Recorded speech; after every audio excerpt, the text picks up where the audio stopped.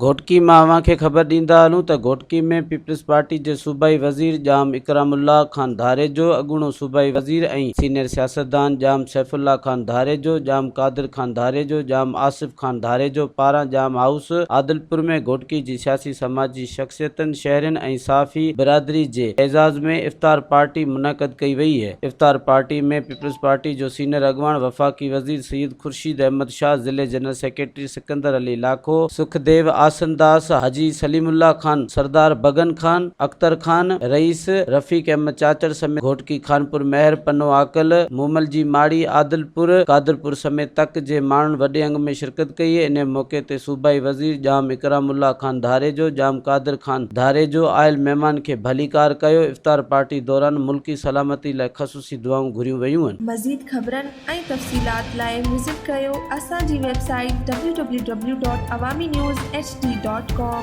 ऐं ॾिसंदा रहो अवामी न्यूज़ HD।